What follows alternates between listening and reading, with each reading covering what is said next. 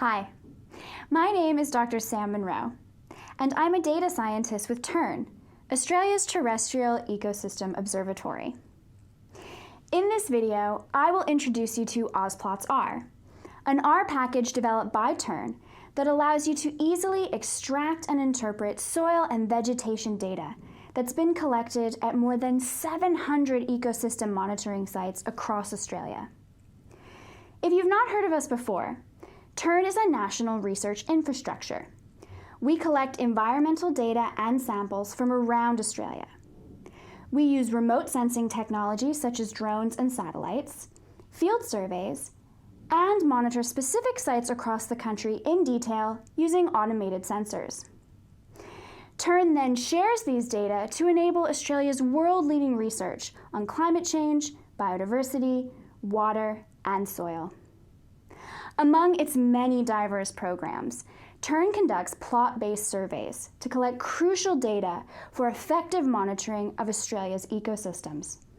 These data include vegetation structure and composition, soil characteristics, and soil and plant samples.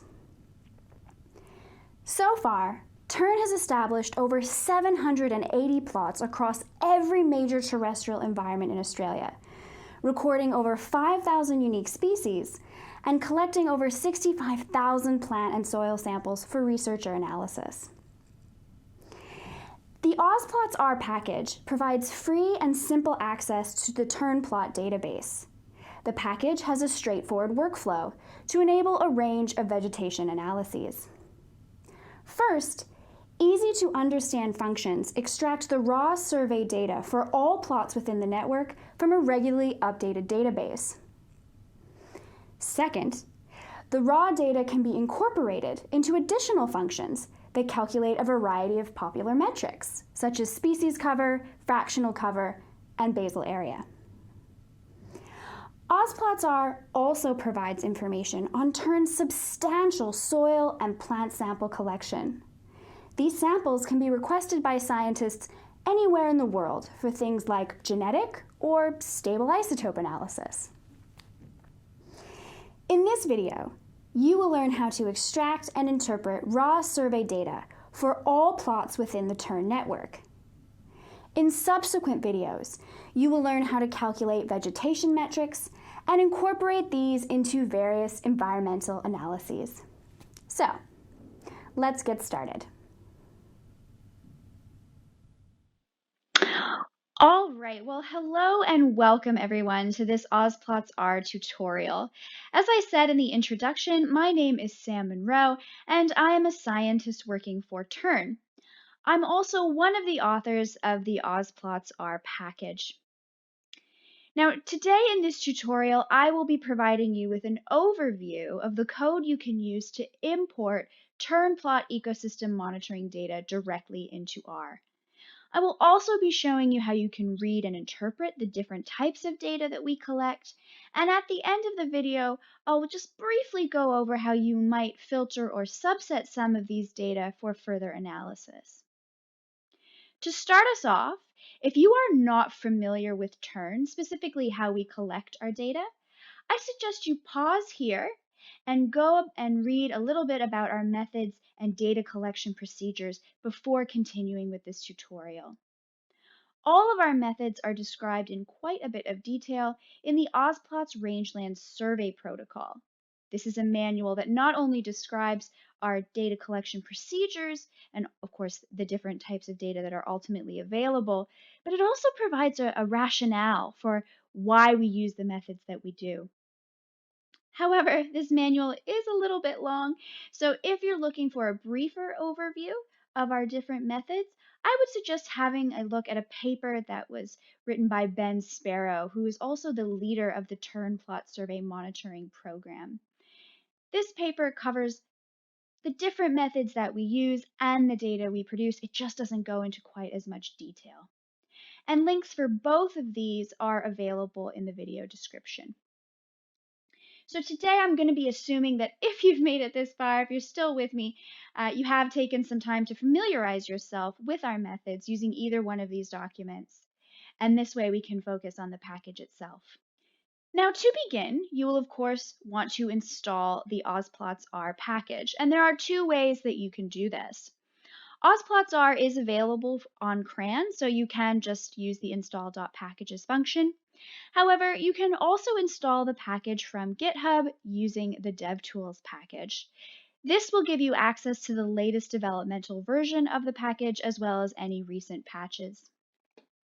A third option I will mention is that if you're unsure about your computer's processing or storage capacities, you can also use AusplotsR on TERN's virtual desktop. TERN provides a free cloud-based virtual desktop that you can use to perform data analysis and share that work with others. So that's a third option that's also open to you. To help speed things up today, I have already installed the package and I'm using the version currently available on CRAN as of this recording, and that version is 1.2.4. Now, in order to import the data from our database into R, the main function that you will use within the AusplotsR package is getausplots.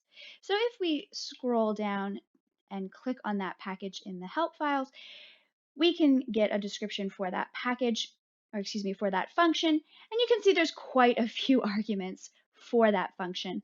I will be going through each of these individually, but for now, I'm just going to show you how it works when you use the simple default version of this function. Now, in essence, what getausplots is going to do is it's going to import a list of data tables for each of the different data types that we collect at TERN.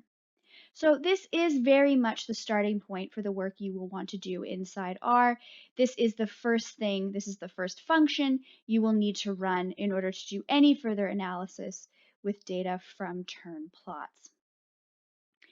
Now, the default version of the function will extract data for every single TERN plot, which as of this recording is just over 780 plots.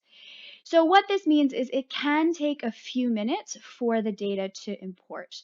My best record is about 10 minutes when I'm trying to import the entire data set.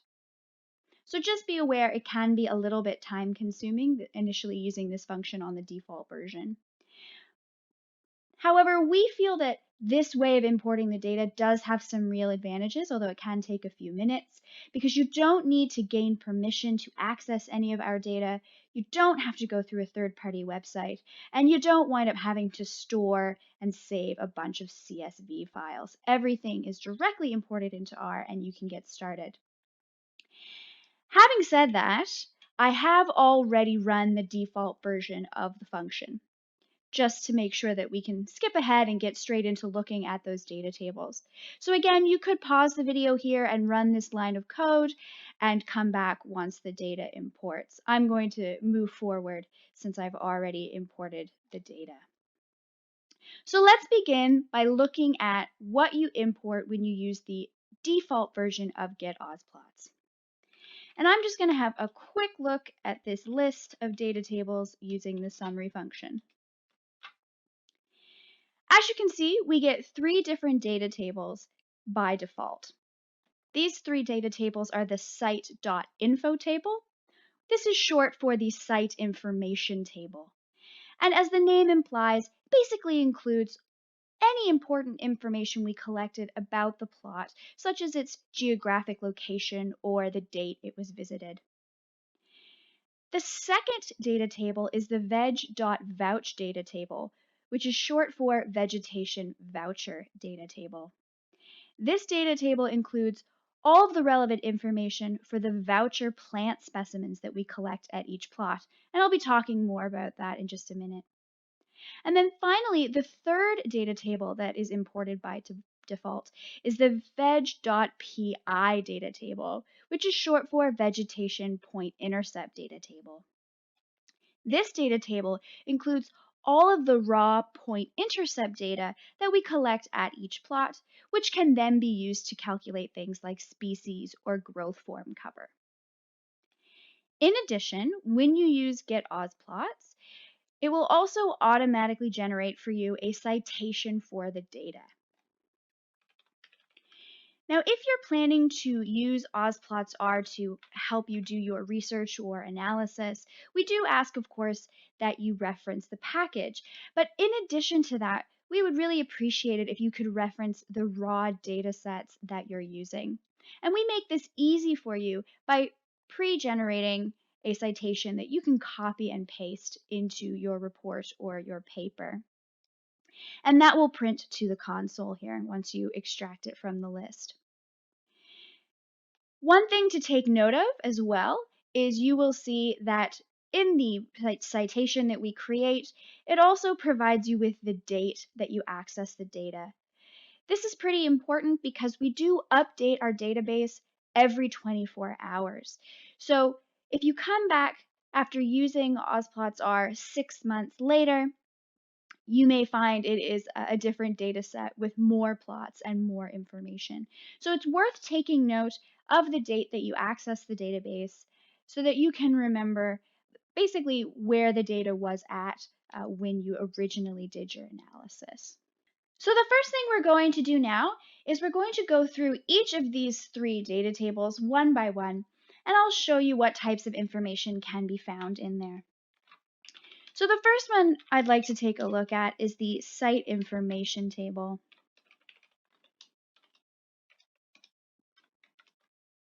And I'm going to use View today to have a look at what's in all of these data tables, because I think having a spreadsheet view of our data tables is a really nice way to communicate what's inside. All right. So the very first thing to notice when looking at the site information table is the second column in the data frame, the site location name. In this column, you will find an alphanumeric code, and we use this code to identify and distinguish every plot that we visit. If we scroll further down, we have another column here called Site Location Visit ID. This is a numeric data column, and each one of these numbers is used to distinguish a unique visit at a particular plot. We have a lot of plots around the country, but we may actually visit these plots on multiple occasions. So we have to be able to distinguish not only the physical plot itself, but also the visit that occurred. So that's what this visit ID does for us. Now, having another look at the site location name, there's actually a bit of information in this alphanumeric code that you can use to figure out where roughly the plot was located. The first several letters in the code here indicate the state or territory where that plot was positioned. The next 3 letters are a 3-letter code for the bioregion where that plot was located. And then the numbers at the end identify which number plot it was in that bioregion. So for example, with this first plot here, SA at the front of the code tells me this plot was located in South Australia. MDD is short for Murray-Darling Downs bioregion, and the numbers here tell me this was the second plot that we ever established in that bioregion. If we look at the second plot ID in this column, the first 6 letters are the same, so again, in South Australia, in the Murray-Darling Downs, but this plot was the 16th plot that was established in that bioregion. The site location name and the visit ID are combined together in the first column of the data frame, which is the site unique column. So what this means is that every single row in the site information data table identifies a unique visit at a particular plot. So at the time of recording this, we can see we have 817 entries, which means we conducted 817 visits. Other information in this plot that you may find useful: the establishment date for the plot, so that's when we originally put the plot in place. We also provide a description of the plot. Of course, we can't expect people to be able to visit all of the plots we have, so this is a nice way to get a sense. You can read the description and get a sense of just what the plot was like.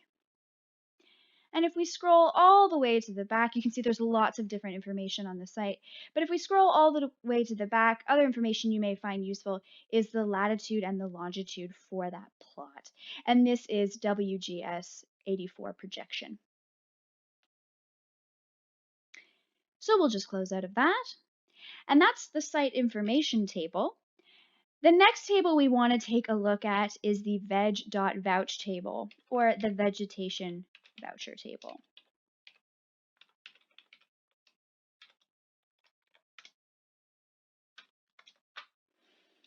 And again, we'll use View to check it out.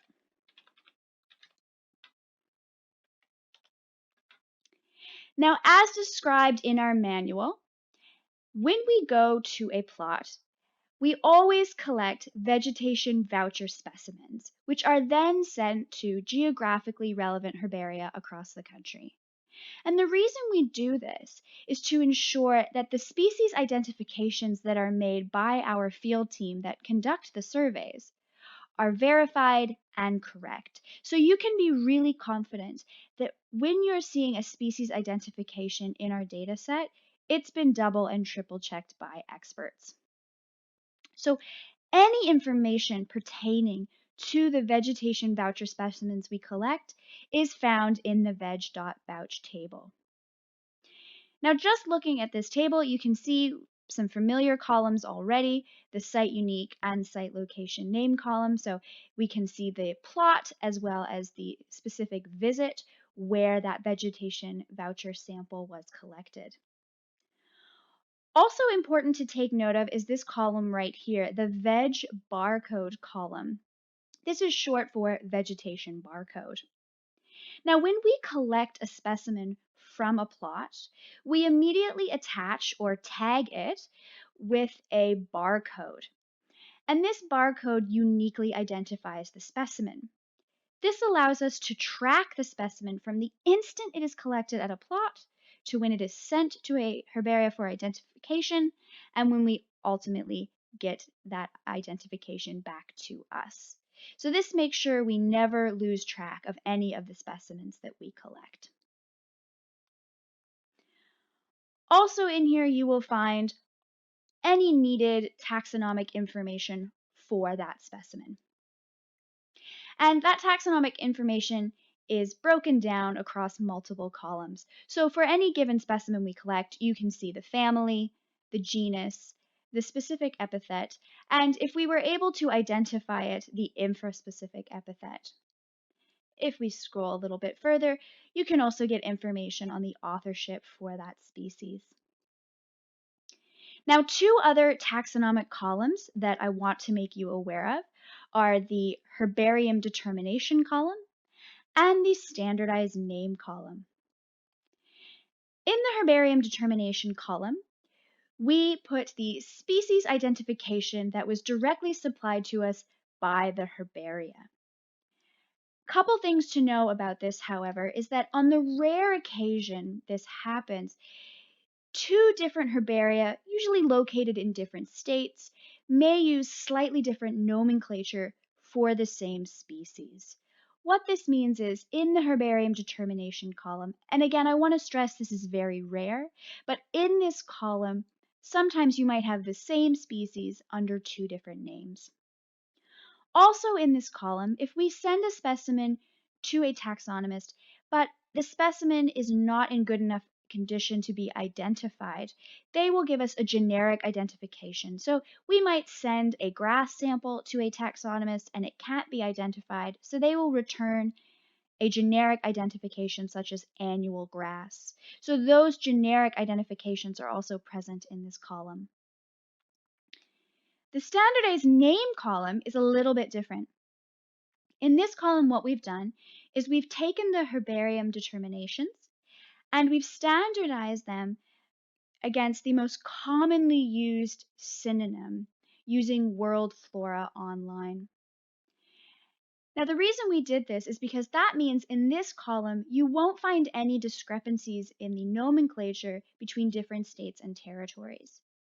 It also means the names in this column will probably best match any information or any other species list from international databases. So if you're trying to match up TERN data with data or species lists that you've gotten from other countries, this may be the column you want to use to do that with. However, in this column, we do exclude generic identifications like annual grass. Now, the last thing I'll highlight in the veg.vouch table, all the way at the back here, is the primary gen barcode column, which is short for primary genetic barcode. Now, in addition to the vegetation voucher specimens we collect, we also take subsamples of these specimens. These subsamples get dried and preserved at specialized storage facilities at the University of Adelaide in South Australia. It is these subsamples that we make available to researchers anywhere in the world for analysis. Most commonly, we get requests for things like stable isotope analysis or genetic analysis, but certainly don't feel limited to that. The primary genetic barcode is, just like the vegetation voucher code, how we track those subsamples, again, from the moment they're collected in the field to when they're ultimately stored at our facilities in South Australia. If you wanted to acquire one of these samples, you could potentially quote the primary genetic barcode, and we would know exactly which sample you were talking about. So you could contact us and send us the barcode numbers, and we would be able to locate those samples. Of course, if you don't know exactly what you're looking for, you don't have to have the barcode on hand. Feel free to contact us, and we can help you work out which samples are best for your needs. So we'll just close out of this. And we'll look at the last data table that is imported by default, which is the veg.PI data table.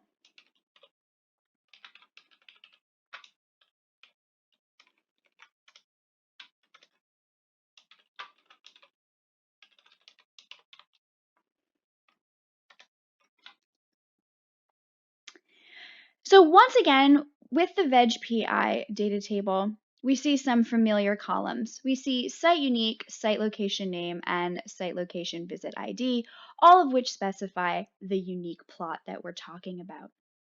Now, as I mentioned earlier, it is really good if you go and have a look at how we collect data using the point-intercept method.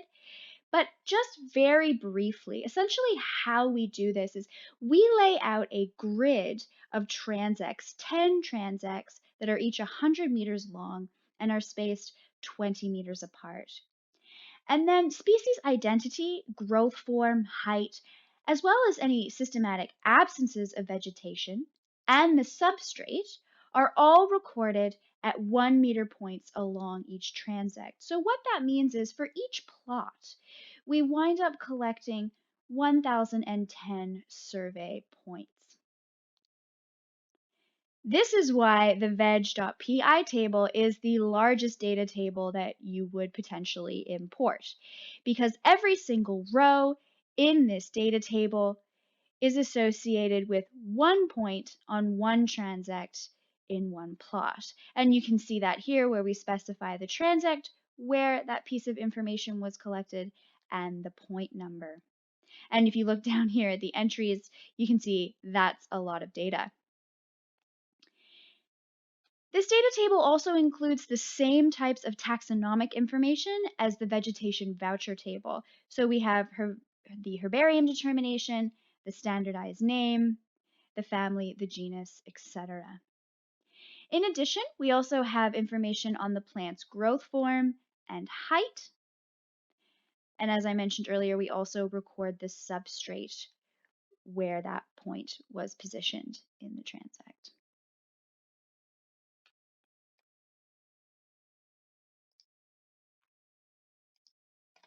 So those are the 3 data frames that get extracted by default. But they are not the only data tables that you can access. There's actually 8 different data tables in total, all of which relate to different types of data that we collect. If we go back to looking at the function description and we just scroll down to the values subsection, you can get a list of all of the different data tables that are available. So we see here we have site information, veg.vouch, and veg.PI, but there are a number of others. First off, we have struct_sum, which stands for structural summary. This is fairly self-explanatory. This is just providing a vegetation structural summary for each plot. We also have veg.basal, which includes all of the raw basal wedge data that we collect. And then the remaining 3 tables relate to the soil data that we collect. Now again, this will make a lot more sense if you've reviewed our methods, but just very briefly, for the soil.sub table, this is where you find information on the soil samples that we collect at our subsites. So soil.sub stands for soil subsites. Across the plot, we collect surface soil samples at 9 different subsites. So if you're looking for information on the samples collected at those 9 subsites, this is the table you want to access. The next one is soil.bulk, which stands for soil bulk density. So all of the soil bulk density information that we collect is found in this table. And then finally, we have the soil.char table, which stands for soil characteristics. At every plot, we dig a 1-meter pit, which is located in the southwest corner of the plot. At 10-centimeter intervals, we collect information or soil characteristic information on all of the soil samples we collect at each depth interval. And this table, the soil characteristics table, is where that data is located. Finally, we also have the metadata dictionary. To save space in the data tables, we do use acronyms and short forms for a lot of the values and variables that we have. Some of them will be fairly obvious, some of them not so much. So if there's anything that you don't understand, that you don't know how to read in any one of our data tables, have a look in the metadata dictionary, because this is where we take every value and variable and we describe what it is in this data frame. So you should be able to look up every piece of information. Now, to extract any one of these additional data tables, we can use specific arguments in the getausplots function. So you can see here, for example, the argument site_info. That refers to importing the site information table, and by default it is set to true. Same with the veg.vouchers argument and the veg.PI argument, both by default set to true. There are arguments for all of the other data tables as well, structural summaries, for example, basal wedge, soil subsites, soil bulk density, and soil characteristics, but by default they are set to false. So let's say you want to extract the soil characteristics data frame. You would just have to use the soil character argument and change it from false to true.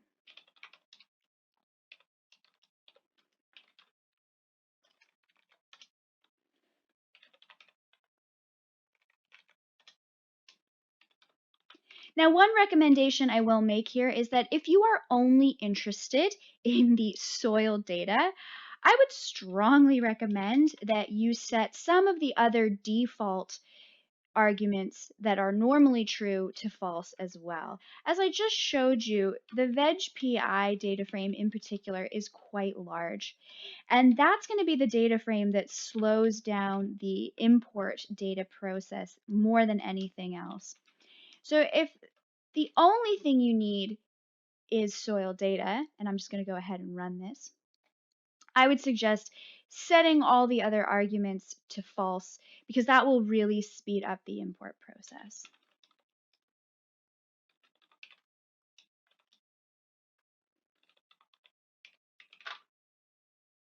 See how quick that was. So let's have a brief look at what a soil data table looks like in comparison to some of the plants. So just like the plant data frames and the site site information table, we have the 3 main columns which identify the plot and the visit. And in fact, every data table that you import using AusplotsR will have these 3 columns, so you can use them to merge or join pieces of information from each table. The other columns include things like upper and lower depth. So this specifies the soil depth of the sample that was collected from the pit. And then we have all of the different characteristics that we record as well. So texture grade, color. If we continue to scroll down, we see that we also collect things like pH and electrical conductivity. And at the very back, you will find yet another barcode. In this case, we have a column called layer barcode. This alphanumeric code, just like with the vegetation voucher samples, is used to track the soil samples from the moment they're collected at a plot until they are kept in our storage facilities here at the University of Adelaide. And just like with our plant samples, you can use this barcode to request specific soil samples for analysis.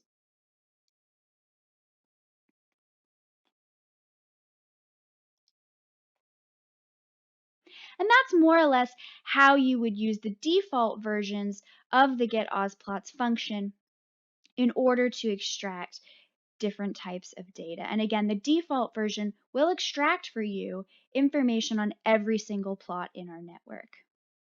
Now, there certainly would be situations where you might want to have data for every single plot in the network, but that might not always be the case. So we do have additional arguments for the getAusplots function that allow you to filter the data either spatially or based on the types of species that were found in the plot. So, for example, you can subset or filter our database by looking for specific plots. You can filter it based on a geographic region from where you would like plot data, or you can request plots only where a particular family or species was recorded. So let's explore how to do each one of these. I'm going to begin by showing you how you can filter the data based on specific plots.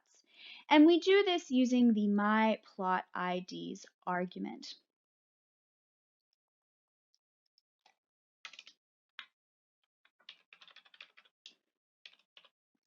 So we begin the same with getAusplots.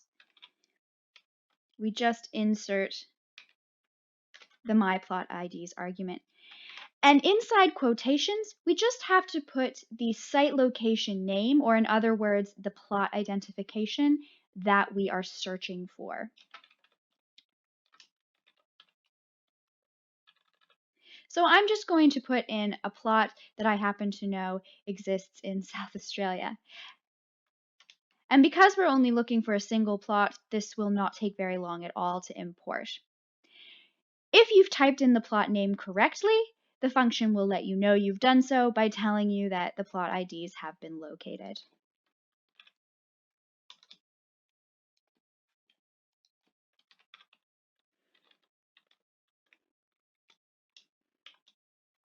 And just to show you the difference between when you extract all the data and when you're looking for just one plot, we'll have a look at the site information table that we've just imported.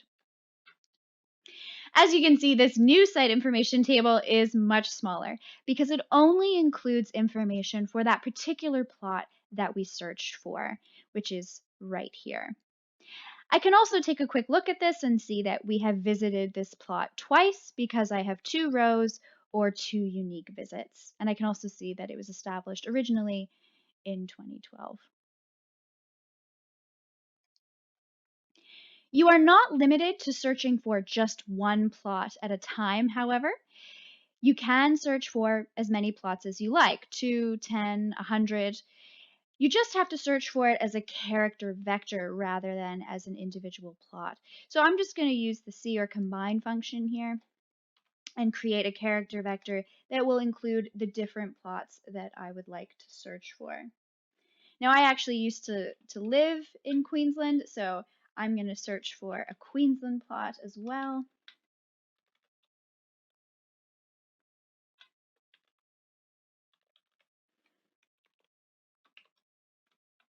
And we run that. Again, this process will be really quick because we're only looking for 2 plots. And now if we look at the new site information table, we can see, yes, indeed, we have site information for both the original South Australian plot we were looking for and the new one for Queensland. All right, so let's close out of this. The other way that we can spatially filter the database for particular plots is using the bounding box argument, which is this argument right here. Now, what this argument lets you do is it lets you specify geographical coordinates that define a boxed area, and the function will then import data for all of the plots that are inside that area. So let's take a look at how this would work.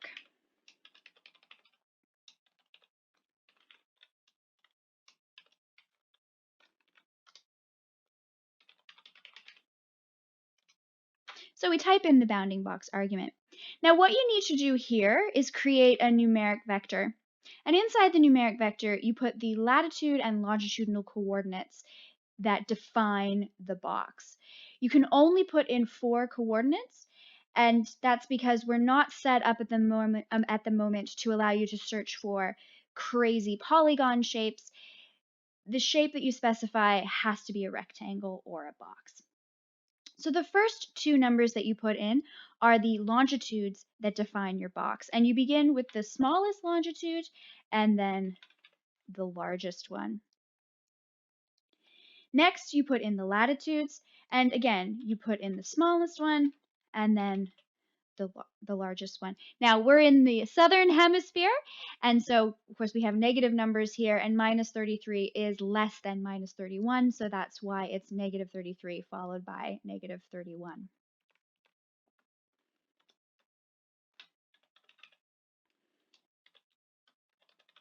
Now I've specified a relatively small area of South Australia. So if we have a look at this, again in view,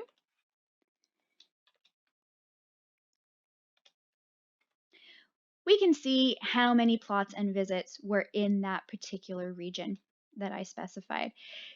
So here we have all of the plots that were in that bounding box. Now I can see that there are 12 entries, which means we conducted 12 visits, not that there were 12 plots. So again, each row corresponds to a unique visit. So I can tell that there's been 12 unique visits in that area. If I wanted to know exactly how many plots that had been established in that area, I just have to use a quick combination of the length and unique functions.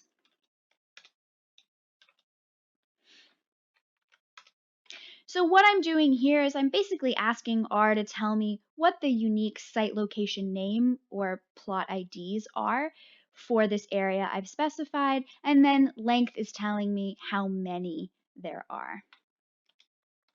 And I can see that while there were 12 entries, meaning 12 visits, we actually only have 7 unique plots in that bounding box region that I specified. Now, finally, we can also select for plots from our database based on the family or species that was recorded at a plot during a survey. And there's a number of different options that you can use to do this. The first one we're going to take a look at is this argument right here, the family search argument. Using this argument, you can specify a particular plant family that you want data for, and getausplots will only import plots where species belonging to that family were recorded.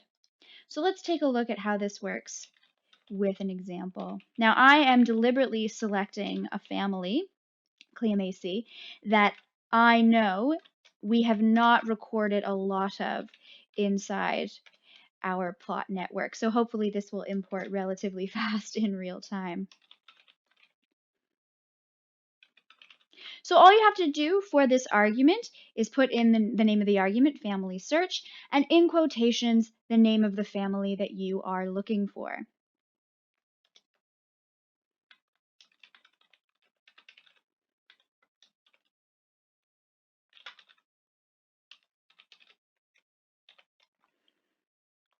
And once that's finished importing, we will have a quick look at the site information table that we get as a result, which should be much smaller than if we were extracting all of the data at once. So now I can see that there are, in this new site information table I've created, that there are 72 entries, which tells me that we have recorded Cleomacea at 72 different visits that we've conducted. So we'll close out of both of these. Now, the one thing that is a little bit different when you perform a family search is how the veg.voucher table operates. When you run a family search, you will only retrieve vegetation voucher specimen data for species in that family. So you can see this is a much smaller vegetation voucher table than what we originally started with when we were looking at the entire database. And if we scroll over to the family column, this is very reassuring. It tells us that our search worked correctly. The only vegetation vouchers that we have are for the family Cleomacea. There are different species, of course, in that family, but we have only gotten vegetation vouchers for that family. And so we'll close out of that. Now, if you want to perform a more specific search, so you would like to have information for plots where only a particular species was recorded, there's actually two arguments inside the getausplots function that let you do this. And these are the herbarium determination search argument and the standardized name search argument. They operate identically in terms of how you go about using them as a user, what you type in, but they will search and provide slightly different results. As the names of these arguments indicate, the herbarium determination search argument searches through the herbarium determination column to find matches for the species that you are requesting. The standardized name search argument searches through the standardized name column to find matches for the species you are requesting. Now, of course, you can use either, and which one is best for you is dependent on what you are looking for. Personally, I often wind up using the standardized name search argument only because a lot of the work that I do requires that I match TERN data with international databases. And again, the standardized name column has been matched up using World Flora Online, so we're using the most common global synonym. So that's the one I often use. Having said that, I also know from experience that you will get almost identical results regardless of which search argument you use. So just like with the family search function, family search argument, you put in the standardized name search argument, and inside the quotations, you put the species you are looking for. Now, again, I'm going to search for a species I know is in our network, but also isn't that common, which will certainly help speed up the search, Eucalyptus moderata.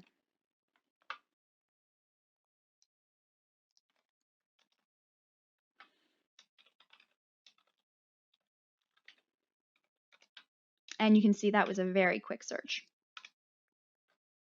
So if we look first at the site information table that we get from performing this search, we can see that there was only 3 plots where Eucalyptus moderata were recorded. And there they are, all of them located in Western Australia.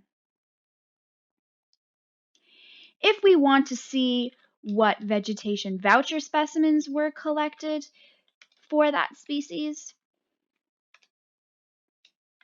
we can look at the vegetation voucher data table. And not surprisingly, it was recorded in 3 plots, so we took 3 voucher specimens.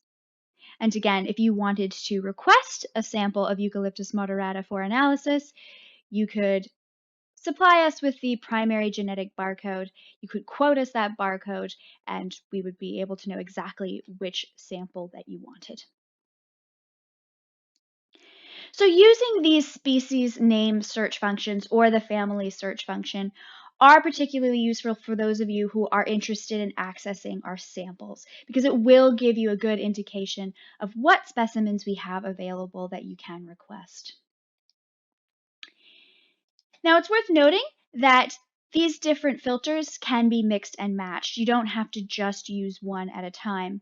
So for example, I'm just going to copy the original bounding box example that I used and put this down here. But I'm going to make a little tweak to it. I'm going to give it a new name. I'm going to tack on acacia here. And in addition to searching for plots in a particular area, I'm also going to perform a standardized name search. And in this case, I'm going to be looking for any species in the genus Acacia.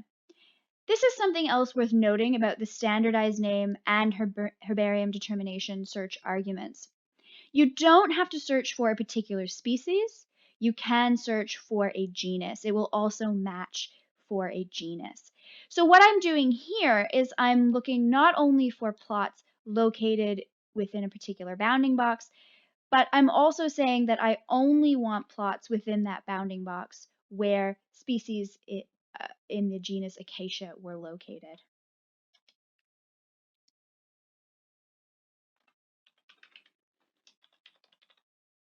And again, very quick because there won't be that many.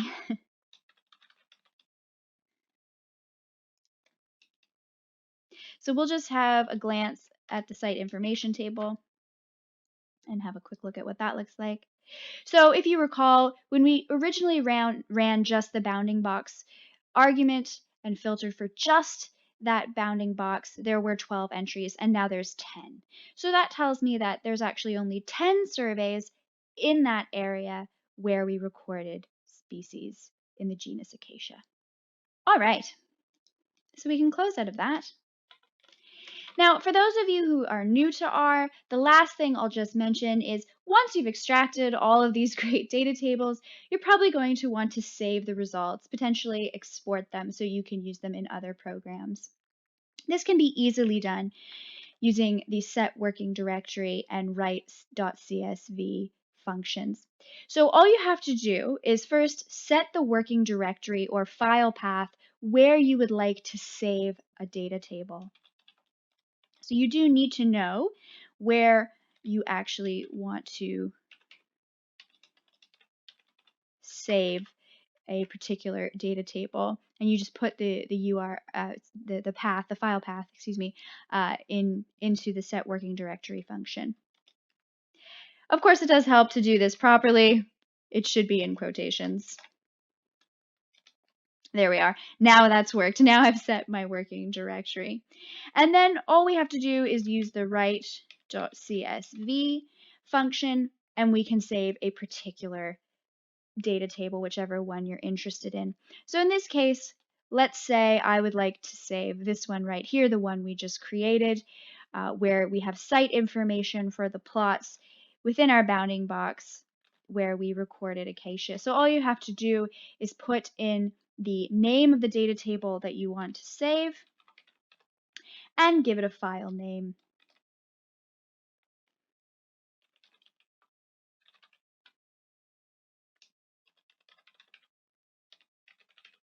And importantly, write.csv at the end as well. And that's all there is to it. Now you've saved an AusplotsR data table that you can look at in Excel or import into other programs for analysis. Now that is all of the essential features for getausplots within the AusplotsR package. But the last thing I'd like to show you for today is just briefly demonstrate how you can further subset or summarize the data you've retrieved from getausplots within R.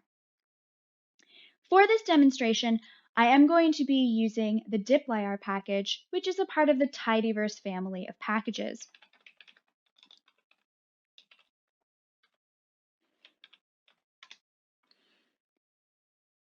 The tidyverse family of packages, I think, is a really great way to learn, especially if you're new to R, about data table manipulation and analysis. Of course, everything I'm about to show you using dplyr functions, you can do using base R. If you like using BaseR rather than the tidyverse, you can go to our GitHub page, and the tutorials there outline how to do everything I'm about to show you, except using BaseR rather than dplyr. However, I appreciate many of you might be new to R who are watching this, or are just looking for ways to quickly access the data and want to analyze it in another program. So I'm choosing the way that I think is probably going to be the easiest for beginners to understand. So if you haven't already, you will want to install dplyr. Otherwise, you can just open the library. Now, once we have imported some data tables using getausplots, we might be interested in subsetting that data even further. For example, maybe you only want point-intercept data for vegetation that was growing above a certain height. Or maybe you only want information on soil samples with a particular texture. If that's the case, we don't have automated features in getausplots that would let you filter the data to that level of specification. But you can use functions inside the dplyr package that will allow you to do so. So let's use an example using the soil characteristics data frame. And just as a quick refresher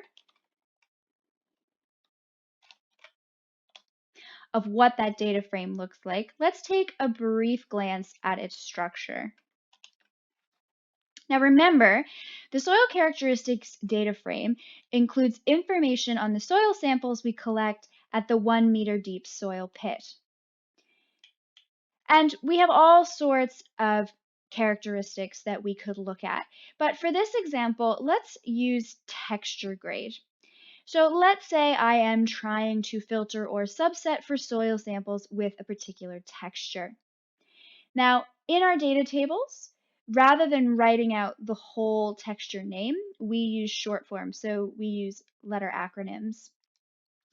In this example, I'm going to look for soils with a sandy loam texture, which has the short form code SL. So I'm going to want to be searching for any soil sample that has a texture grade called SL.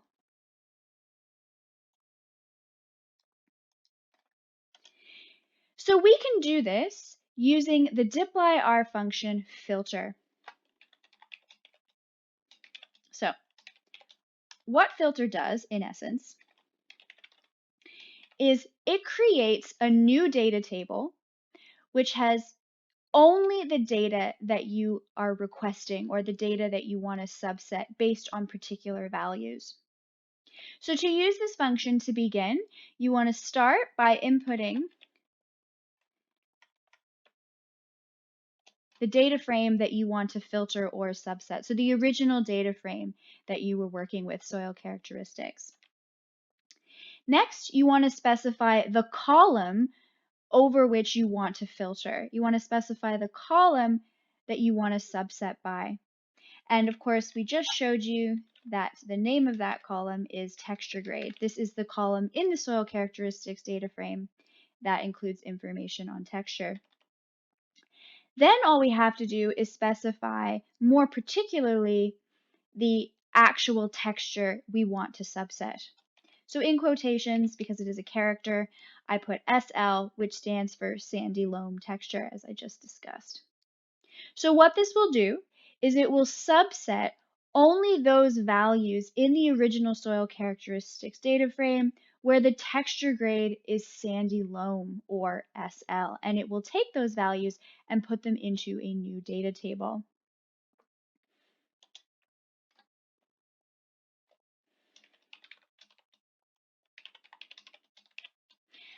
And if we have a look at our new data table,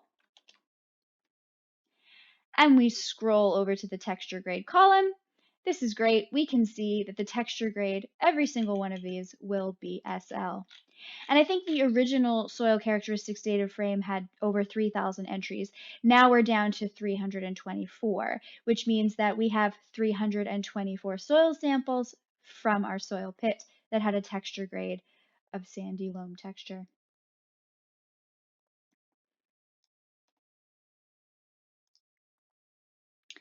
Now, another great thing that you can do with filter is you can actually use filter to subset other AusplotsR data frames based on this new data table that you've just created, also using filter. So I'm going to show you how to do that.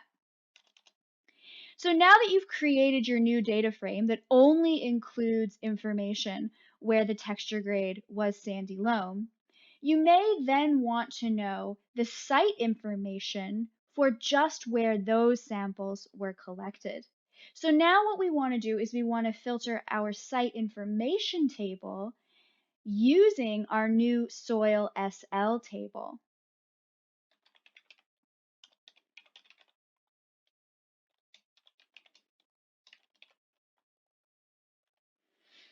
Now to do this, I'm going to use pipe operators.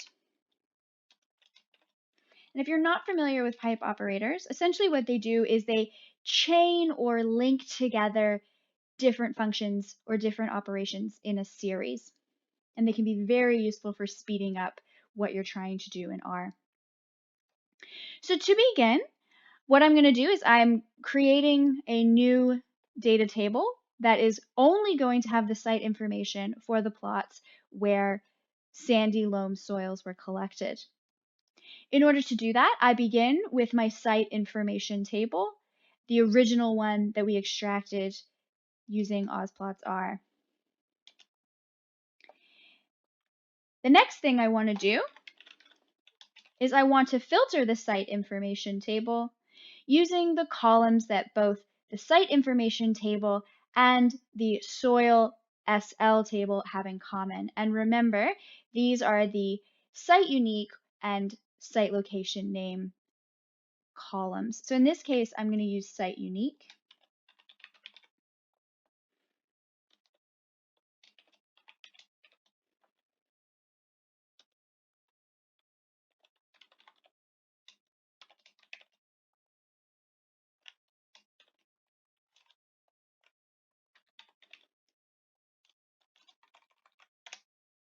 All right, so essentially what I'm doing here is I'm saying for the site information table, filter the site information table by the column site unique and only subset those rows or values that match with the site unique information in the soil SL data table.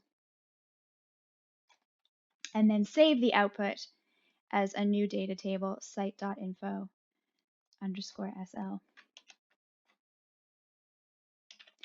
And if we have a quick look at the results,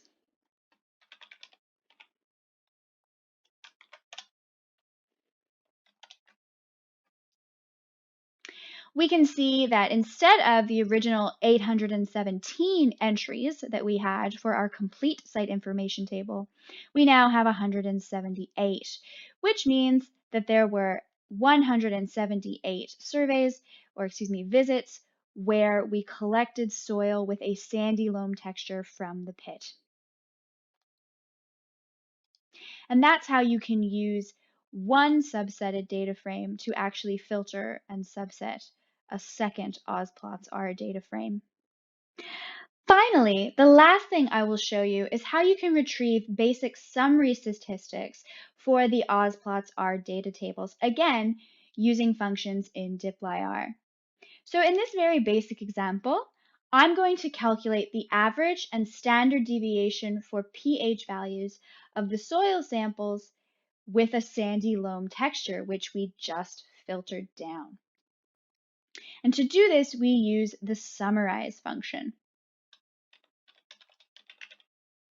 Now, summarize works similarly to filter in that it will create a new data table.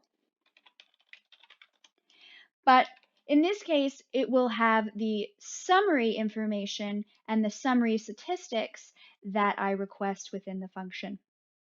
So the first thing that we want to do, let's make sure that I spell summarize correctly. Then the second thing that we want to do is first put in the name of the data table you want to get your summary statistics for. So in this case, I want the I want the soil _SL table because this is my filtered down soil characteristics data frame just for the sandy loam soils. Then all I have to do is specify the summary statistics I want to calculate. So the first thing I'm going to calculate is the average or the mean value of the pH for these soil samples. Now inside the mean function, I also need to specify na.rm. What nar.m does for you, as the description indicates, is it basically tells R whether or not Na values should be stripped out before your statistical operation or your computation proceeds. Now, of course, we always do our best to make sure that we collect all the characteristics information for every single sample. But for some of the samples in our database, we don't have pH data. So you want to make sure that you include something like na.rm, otherwise you won't be able to calculate these summary statistics.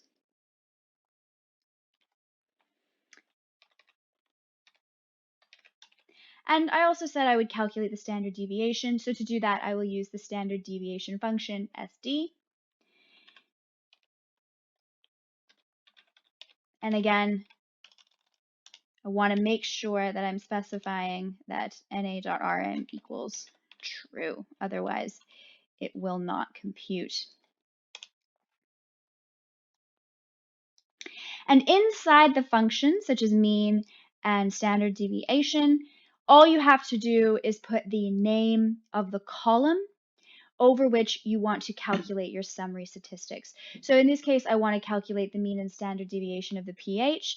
So inside the function mean, I put the column heading pH.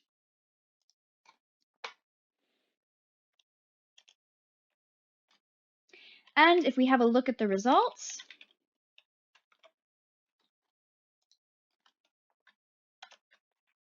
there we have it. The average pH for all of the sandy loam soils that we've collected at TERN plots is 7.02, and the standard deviation is 1.45. And you can apply the summarize function to pretty much any of the numeric characteristics that you might be interested in, whether it's for soil or point intercept data. And those are the essentials on how to extract and interpret TERN ecosystem data from AusplotsR. I hope you found this tutorial useful. Remember, all TERN data is freely accessible to everyone, and TERN staff are here to help. Please don't hesitate to contact us for more information or advice.